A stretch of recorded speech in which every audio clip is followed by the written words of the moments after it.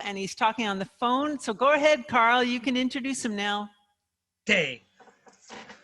Okay, here is Herb Bryce from Maple Ridge. He's a former journalist, editor, book editor, and teacher. Take it away, Herb.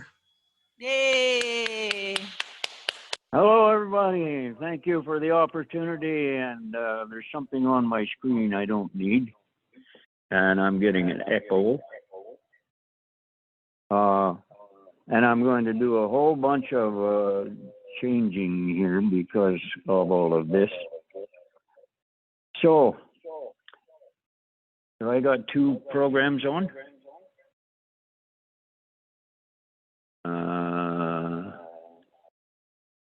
How is that better? Yes, you do. That's why there's an echo. Herb, just close on the computer, close the Zoom entirely. Just click, click, click, and close. We can hear you on the phone. We won't be able to see your pretty face, but just. Well, I think I've got another. Am I still echoing? Yes. Do you hear me? Just close everything. Do you hear Char? You hear Char? No? I'm hearing voices. I must be going crazy. I am Arlene of Char's Landing, the Zoom administrator. Do you hear me? Yeah. Please close the Internet Explorer completely. Close Google Chrome, just close Zoom, because we can hear you on the telephone. Oh, man. Leave the meeting? Yes, please leave the meeting on the computer. Thanks for that welcome. How's that now? There you go. All right. So I'm dumping my program. I'm going to come with this. This is a poem I wrote after I've bought a book called The Humans by Matt Haig, where the alien planet sent down a man, and he was to kill the mathematician on Earth who had solved the unsolvable mathematical equation. And he did that, and then he fell in love with the widow. And he tried to explain, where I am from, there are no laws, there's no grief, no sorrow, no marriage, no love. We are pure. And I wrote, where I come from. Where I come from, we had 4 seasons: snow, rain, melt, and falling leaves. We had country schools and barn dances, work bees and quilting bees, oatmeal breakfasts for school kids and supper for breakfast for the farm hands, oxen teams, well water, full gardens, patched pants, hand-me-downs for boys, and flower bag dresses for girls. Where I come from, long time ago, we had freedom of movement and thought and speech. We had guidance and discipline and loads of love. Where I come from, we had families with uncles and aunts, and visiting grannies and gramps, and squabbles and hugs. Where I come from, we were given the names of our fathers and grandfathers, aunts and grandmothers. Where I come from, we put value on the sweat of the brow, but we also had communal picnics with games for the kids and school concerts in the one-room schoolhouse while the horses waited in the barn and the cutters cooled outside in the cold. And on the way home, all bundled up and mufflered, the horses took us home, sometimes with the jingle-jangle of the bells on their harnesses, fog warnings, their breath sending clouds of mist out of their huge nostrils like prayers for a good life. Where I come from, we hear the call to return, sometime, for time, at least to salute the ghosts of our childhood. Where I come from, we had respect for our elders, gratitude and thanks for the good fortune of having been born here. Yes, where I come from was a good place to be a child, to be raised strong and honest and moral. Contrast today, all hurly-burly and hustle-bustle. Where I come from, we carry with us the lore and the truth and the honest regard for you. The poetry of the country, the songs of the land, the rhythm of the earth's acres, the beat of the street, the wonder of life, the color of the sky and the green of the grass. We remember the hymns in the neighbor's house when the visiting ministers came to our country homes to hold service. Where I come from, we inhabit the grace and the wounds of our ancestors from across the sea. We harbor family values, their preferences, their prejudices, their stiff upper lips and backs. Where I come from, we still live with the horrors of the wars and the petty quarrels among the nations, and we reconcile that the past leads to the future, and we fight, not with balled fists and bullets, bombs and invective, but with words and songs and poems and inspirational literature, honest speech, friendly conversations, and handshakes. At the end of the day, where I come from, we harness the horse, faithful old Dolly, give her a long drink and a bag of oats, and finally we sink into our thick mattresses on our dad-made wood frame beds and lay our heads down on our cat-tail stuffed pillows with a quiet prayer of thanks for all our blessings, and drift off to sleep to the muffled, mellow gurgle and ripple of the rapids down at the bend from where the rivers flow softly to feed the lake. Now, today, with these thoughts in passing, I know where I come from, and I am content that my past made me strong. My parents passed on good ethics, morals, and unspoken love. So I am good. And I try to pass on some good to my sons. I know their mother did, and it is in them. I don't know what the buzzing is. I was going to start with my Chasing the Butterfly book about the Alzheimer's with my late wife, but it's kind of awkward now. So I'm going to give you a lighter one, which also comes out of Alzheimer's, because it isn't all gloom and doom all the time, though it sure as hell feels that way to the caregiver and the family and the friends. So this is taking a walk, and I am ready. I am ready to take a walk. She has to unload her purse. She dumps everything out in case there's something else that she needs. Painstaking is it waiting for the big miscellany to sort. I am ready to take that walk. She forgets what she forgot. She changes her coat. The style is not quite right for the walk. I am ready after a rest to start all over again.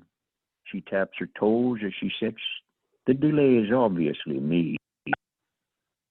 I sigh and we head for the door, but wait, she has to pee. I'm ready to give it all up, but she's anxious to. But after the delay, it is now me who has to go for a pee.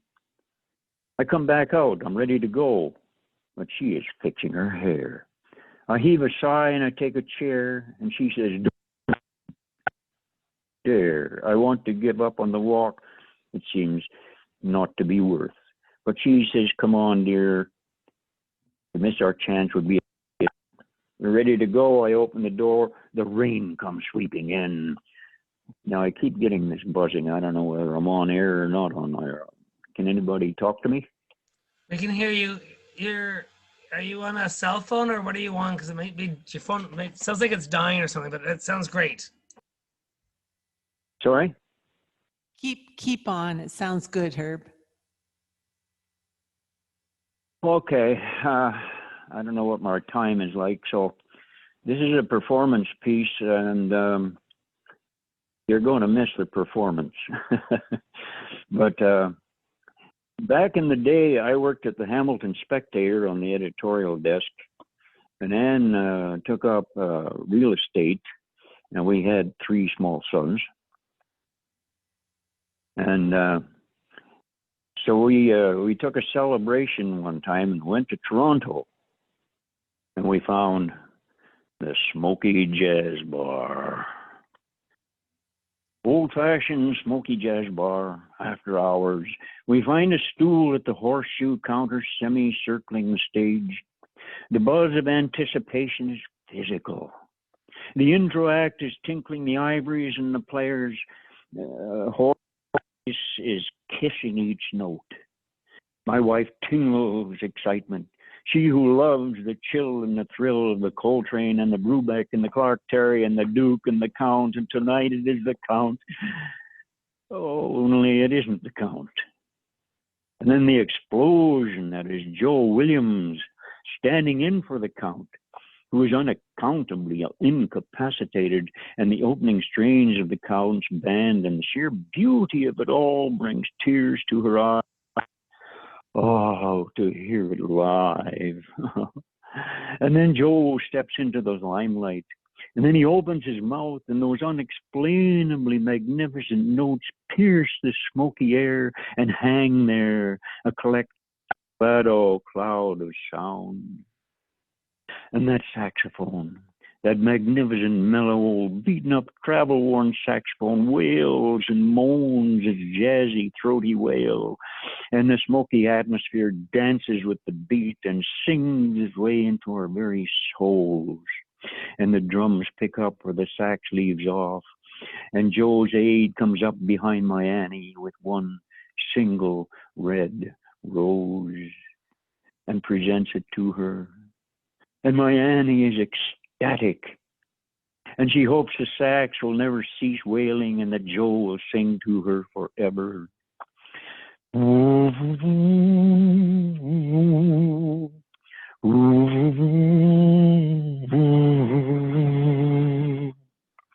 Oh, and how sweet was that night.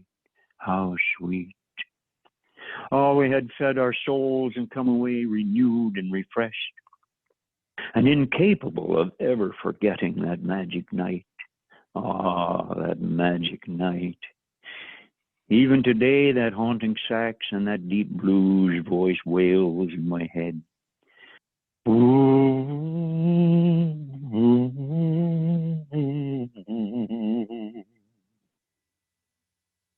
And her voice whispers softly in my ear her thanks with a hug, and this is the best birthday present you could ever give to me. And I reply, welcome to Canada, in the universal language of peace and of love, in the 5/4 jazz blues jive time. Welcome home, my English brother. And that big fat cloud of dancing notes hangs softly in the air, laden with memories. Oh, the memories. And I still see Annie smiling, and Joe Williams' single red rose with the sound of that jazz. I got a woman crazy for me. She's funny that way. I got a woman crazy for me. She's funny that way. She's funny that way, and I'm crazy, crazy for her. And the feel of that atmosphere, still of that smoky old jazz bar and that dancing cloud of notes in the air, and the happiness that is her face. Thank you very much. Oh, I love that. I felt like I was on a radio show, and I should have turned my video off because I'm the host, and I should be on the radio like you. I felt like I was part of listening to a radio station. Lovely. Okay, does anybody have any questions for Herb? Or do you have one more thing to say, Herb? Oh, I wondered if I was out of time or what. No, I think you have time. If you have more to read, go ahead. This goes with a picture. Impression number 35 by Kandinsky, the Russian impressionistic artist. So it's just a swirl of color and non-images. But in it, can you hear those buzzes? In it, there's I spotted a bird. So this is called Lonely Bird. All the colors of chaos and smudge smear the clear eyes of heaven and earth, so that nothing is clear anymore, and black and white is buried in the turmoil, smeared onto the canvas of life, and man cannot recognize his mate.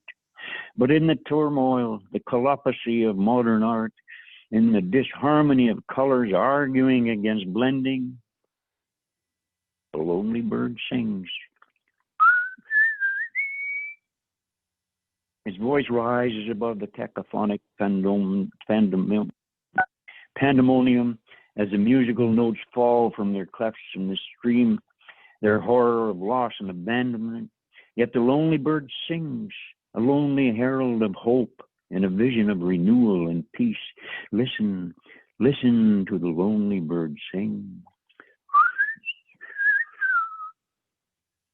Her song of hope, her song is the prayer of the lost children, of the lonely and the beaten, and a cry for the path less taken. Sing with the lonely bird, gird your lonely loins, join with the colors of hope, slope not away from her song. For the fish in the seas lose their senses of navigation and distance, and the reverberations of the swirling, howling colors in one landmark butts into another, and one fish can recognize another in its new and splodged colors in this crazy mixing bowl of splish-splashing hues and dyes, and one by one each fish, each one dies. And in the swirl and the scramble of chaos and the rewritten history repeating itself, the minds of mankind are screaming out like the lost souls being sucked into Dante's Inferno, and the lazy painter, the crazy painter, splashes more color and more and more and more. And the butterflies and the hummingbirds are not painted in, but are being painted right out. And the drum beat keeps skipping its beat, and music can find its rhythm no more. And the orchestral members keep trying to out loud each other in general disharmony.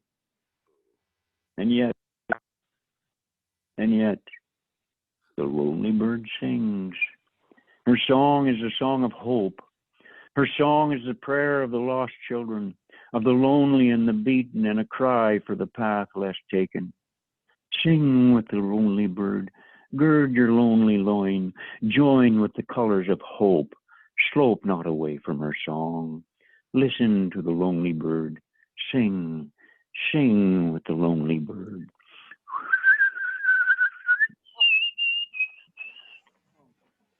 And the bird sings of hope. Thank you so much, guys. All right, thank you, Herb. Oh, I love the bird sounds and everything. Does anybody have any questions for Herb? This is your time to ask some questions for Herb. And if you do have questions, just unmute your mic and ask him a question. Lozanne has a question. To unmute. Hi, Herb. It's Lozanne. How are you? Hello, Zan. Hey, great to hear you, ma'am. I love you. My hubby just said hello to you, sends you a hug. He says, hey, I recognize these poems. I've heard them at the ACT. I remember those poems. My question for you, do you have any plans? I'm pretty certain you wrote new poems. Any plans to have another poetry book published? I'm wondering. Yes, I have. I have a really annoying buzz keep coming in. I hope you guys don't hear it. Yes, I have a manuscript. It's with my editor right now, and it's going to be out early next year, we hope. And it's called Blown Away, and it's going to include it's going to include the jazz poem, I believe. Blown So away. you'll be able to. Blown Away. Yeah, I did a little book for reading where I was being featured, and I wanted something to hand out. The printers botched it really badly, so I'm redoing it. I'm adding immensely to it, and it's going to be perfect bound instead of spiral bound, and I have great hopes for it. It's going to be subtitled Ode to Woman. That is O-W-E-D, Ode to Woman, because we all owe women so much. That's wonderful, Herb. I've got a question. It looks like Herb's friend has got a question too, so I'll ask mine first. And that is, where is your Chasing a Butterfly book, the one about Alzheimer's? Is outstanding. I have a copy of it, and it's just marvelous. Where can people? Thank you. Find that? I was trying to find a link that I could share with people. Where can people find that? They need to contact you. It's available on Amazon, and when you go there, you just type in the title and the author, and it comes up, and then you oh, this thing is crazy. Then you just click on the cover, and it takes you to the purchase page. And it's been really re-released recently, so it is. If you're on the island, you can get it from Frisian Press in Victoria. They'll order it for you. Although, yeah, that help? Yes, thank you very much. I'll put the link up so people can see it. Thank you so much. Okay. Herb's friend can ask the question now if she wants. Hello, Herb. It's Nefertiti. Hi, love. How you doing? Wonderful. Glad you made it. I'm glad you made it. Yeah, I got to hear you. Glad you made it. Oh, torture. My question is, I know you're a jazz fan, and you read that so melodiously with the whistling, and I wondered if the title Blown Away is also a reference to your favorite horn players. You know, but it wasn't. No, it was a poem I wrote by that name, because I was looking for a picture for one of my blog pieces, and I came across the picture that's on the cover, and I wrote the poem "Blown Away," which says, "I am blown away by your beauty, you're a force of nature. I can but love you from afar, my star, I am but human." And it goes on from there. Herb, That's a great observation, Nefertiti. Thank you so much. Herb, this is Jackie again. I Hi. can't help but notice that in your official bio it says you're a kidnap victim. Yeah, that's right. We were traveling across North Africa. I don't know if you got time for the whole story, but there were three of us traveling at that time, 2 Americans and me, and we'd got a Range Rover from the famous mountain of the insurance company. What do you call it? The foot of Spain. And we got to the Middle East there, and we met some young people who lived there, and they loaned us a house for the time being. It had no furniture, but it was a place and everything. And one morning after a series of outings, we were met by an official Jeep with officers in it, and they wound up intercepting us and taking us right through town and up the mountain, where there was a big, huge white hotel pockmarked with the previous war, and took us inside and wined and dined us and quizzed out of us, because we'd come from Egypt across the water, and they were suspecting that we were spies for the Israelis. So we got kidnapped there. We were off, and then they drove us. And but they watched us from morning till night, and I think they had a night watch on us as well. So they were really on the guard, because the situation between those two places. Well, that's the brief story. That's amazing. Thank you. Thank you. Yeah, thank you. Okay. Well, I guess that, does anybody else have anything else to say? Any other questions? No? Okay. Thank you very much there, Herb. Well, thank you all. Thanks for your help and your patience, and for the invitation. And well done, everybody. I'm sorry about the glitches. I just couldn't control anything here tonight. That's okay. It happens.